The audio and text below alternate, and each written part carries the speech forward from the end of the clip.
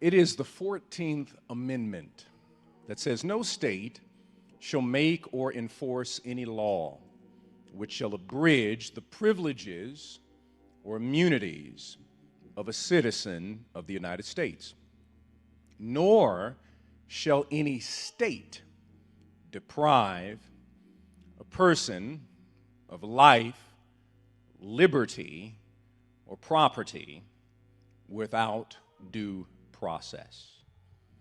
The recent decision to overturn Roe versus Wade was rooted not in the idea of abortion, but on a small area of legalese or legal philosophy rooted in the 14th Amendment. What lay people we would call, from a theological framing, free will, or individual freedom, the right to privacy, autonomy, and liberty.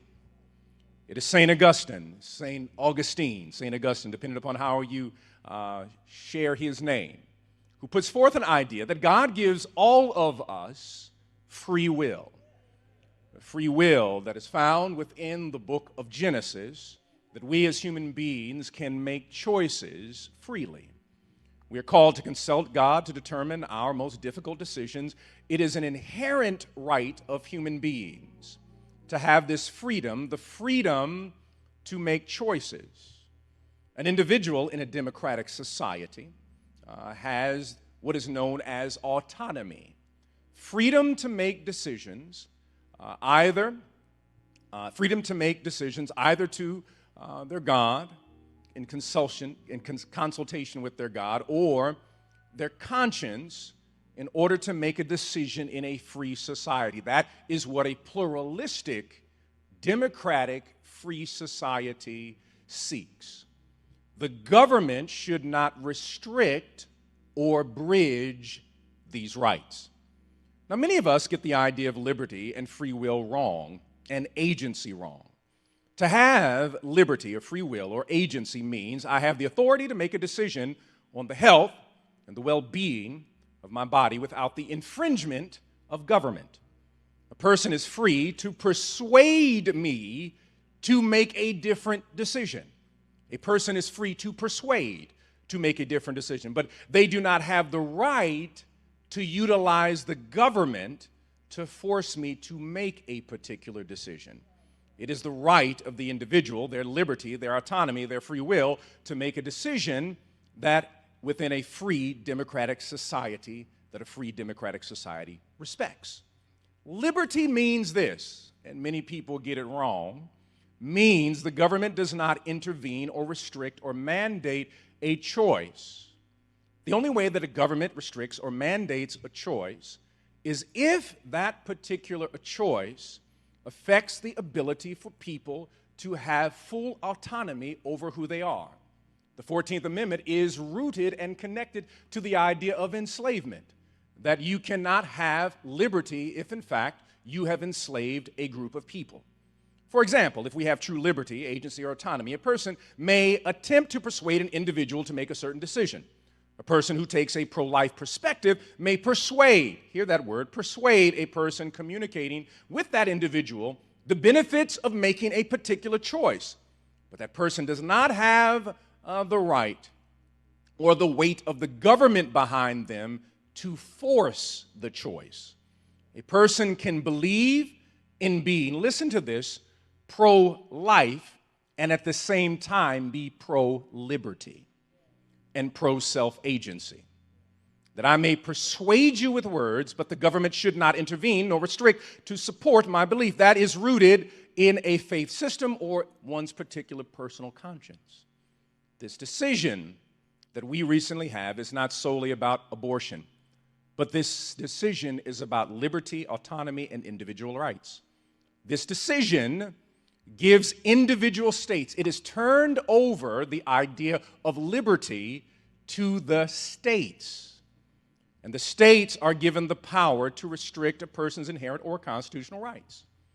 This is not new, because the states' rights argument was the same argument from 1861, better known as the Civil War.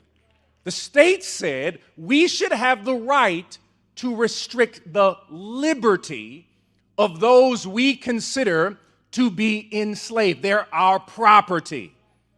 But it is the Supreme Court that eventually said that no, everybody must have autonomy, liberty, free will to make their choice. So therefore, you must release those who are enslaved.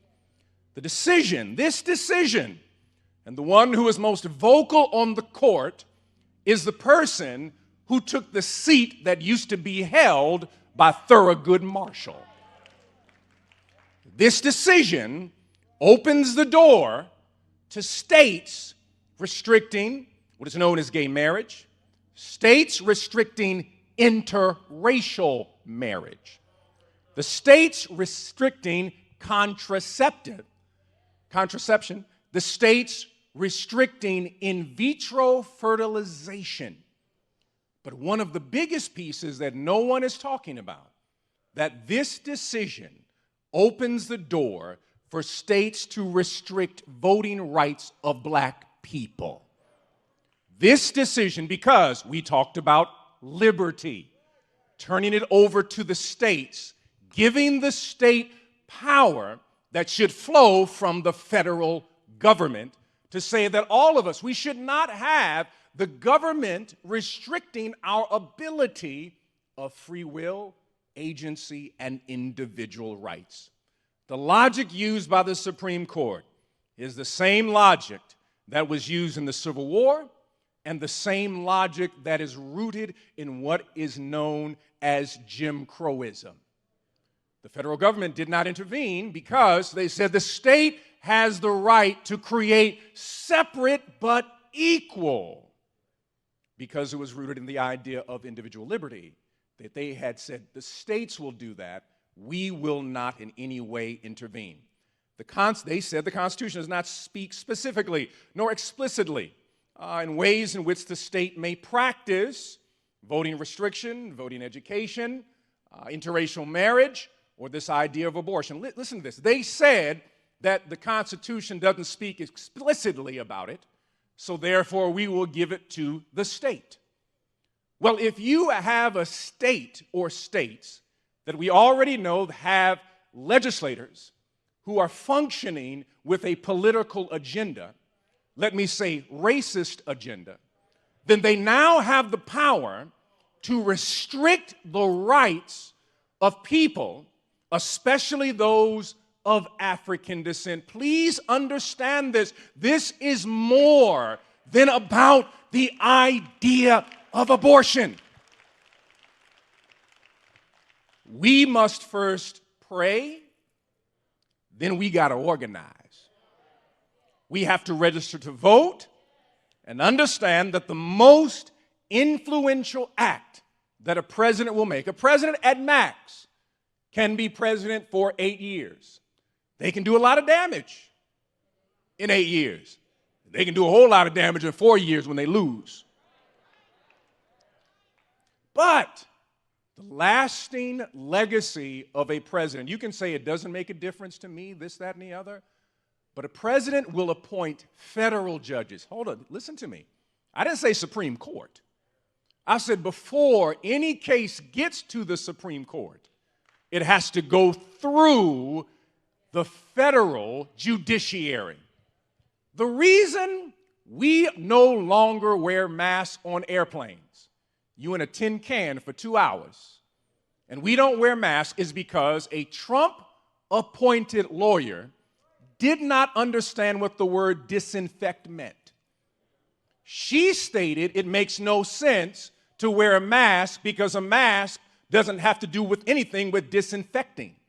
Well, I say the next time you go to the hospital for surgery, tell your doctor don't wear a mask because it doesn't have anything to do with disinfecting anything. The lasting legacy of a president will be those federal appointments.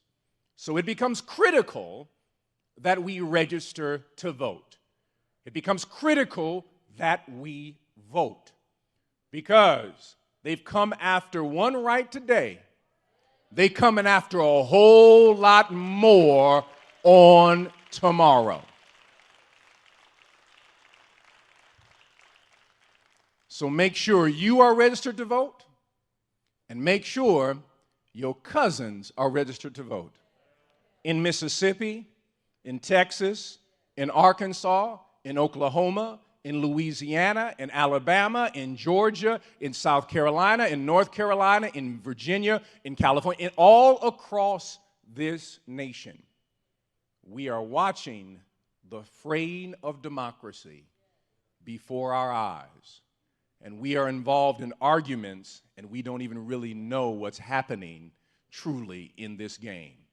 It's not about abortion. It is about the restricting of privacy and individual rights and restricting liberty, which now, based upon this decision, can be applied to a variety of other things.